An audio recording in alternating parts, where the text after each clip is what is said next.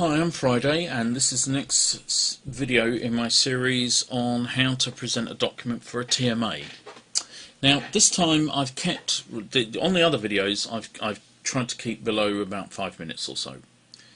This time, I'm going to talk as long as it takes me to talk. So I don't know how long this video is going to take. We'll find out at the end, and when I list it, I'll show how long it's going to take. But the reason it's going to take longer is that I'm in, say, TM112's website, and I'm looking at the resources tab. I call these tabs. They don't, they're not. It's not really obvious that they're tabs, but the way that they work. So I'm going to look at the academic practice guidelines, including the OU Harvard Guide to Citing References. Now, the thing about this reference guide is it's rather lengthy, but we don't actually need to use all of it. We just need to use the bits that are relevant to us, like a dictionary or an encyclopedia and Now, in the past, I've advised using words referencing stuff, but in fact, it doesn't actually do exactly what we want it to do, and you have to spend a lot of time tweaking it. And it really helps if you just learn the stuff in the first place. So what we're doing is we're going to go and look at the most relevant parts, and the most relevant parts are going to be, and I'm going to open this in a new tab, the OU module materials, because sometimes you're going to want to refer to those. So while we're waiting for that to load, we're going to go and look at the next part, which is online and electronic materials, and we're going to go and open that up. Oh, right, okay. So a little difficult because there are sections here, so I can't open this particular tab in a different thing, so I'm going to go and look at online documents to start with. So the two things you're going to want to look at are the OU module materials, and there's a nice step through. It takes you right through, but you can view all of this stuff as a single page. I wouldn't recommend it, but if you want to look at a book, if you want to look at books that people have done, this is how to cite it in with a full reference.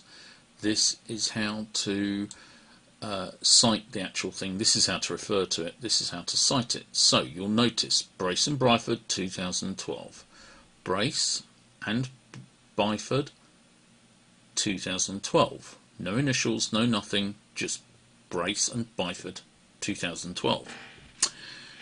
The title of the book is Investigating Psychology. Just put that in italics. It's published in Oxford by the Oxford University and Milton Keynes, the Open University.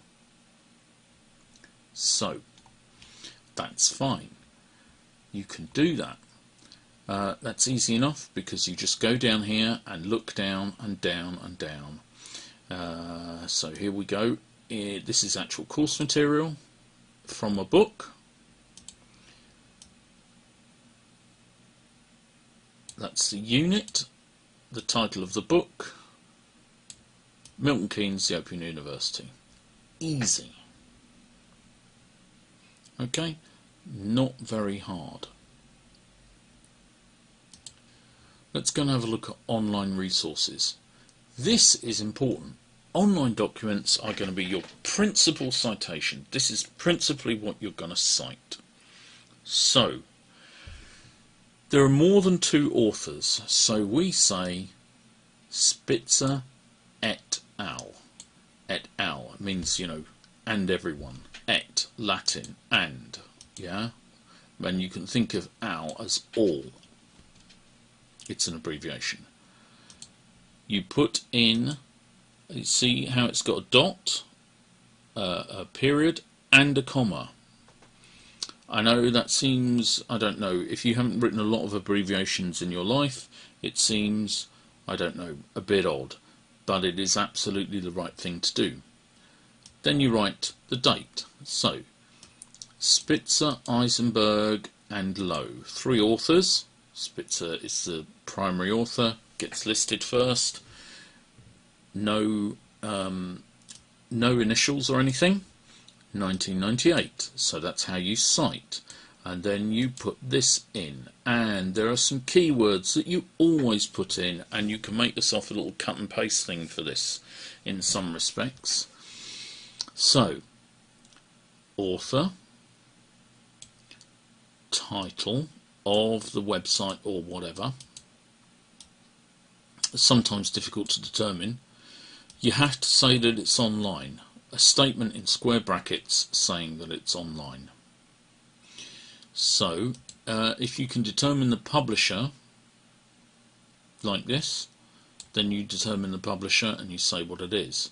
This is a particular reference for the publisher, they're not always there.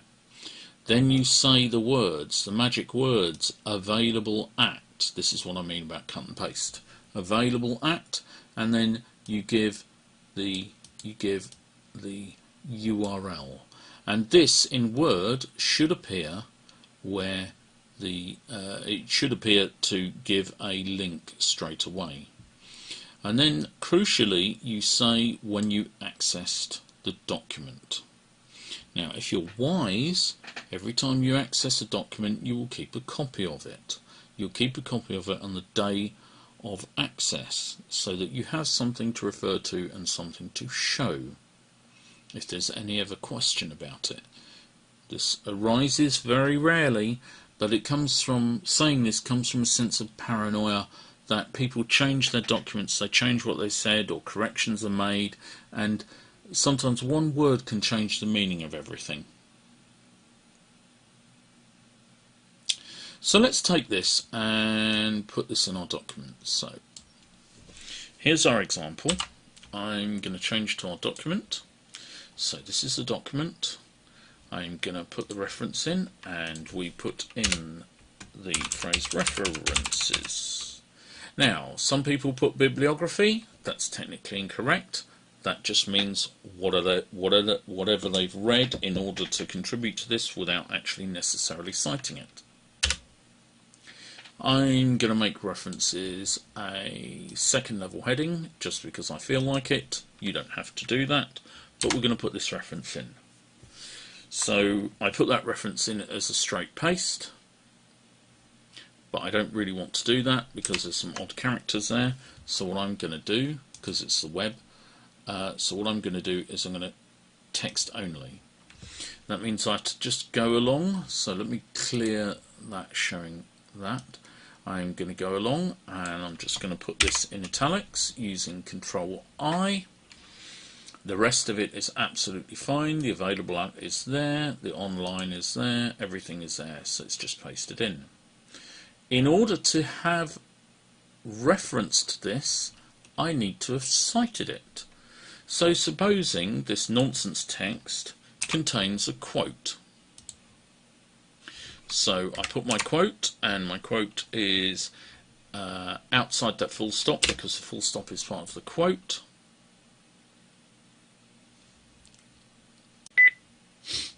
And now I'm going to cite it. So it's not complete without being cited. I'm going to just cut and paste this because I can.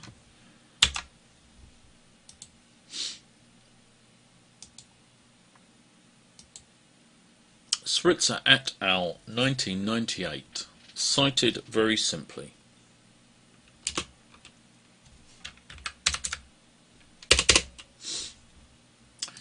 Word doesn't like having 3. If I put 3, it might underline 3 spaces because it doesn't like it, but since I've done it on purpose, it's changed its mind.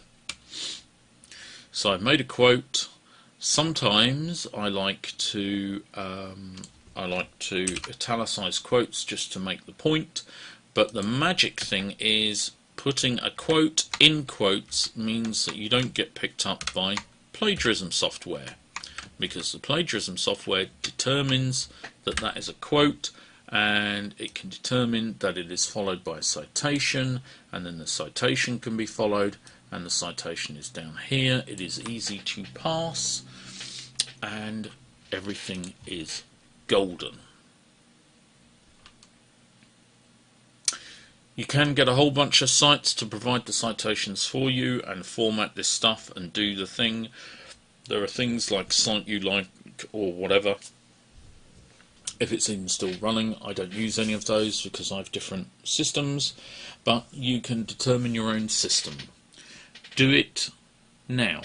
Do it early. Get used to doing citations. Don't be nervous about them. Don't include too many. Don't include too many quotes. But sometimes you might cite something where even if it's in your own words, you're saying something that somebody else has said. What you're doing is you're using the expertise of other people to back up your arguments, or to make a report, or many other forms of saying somebody said this, and it's important that they said it, and they're an authority, and I'm quoting their work.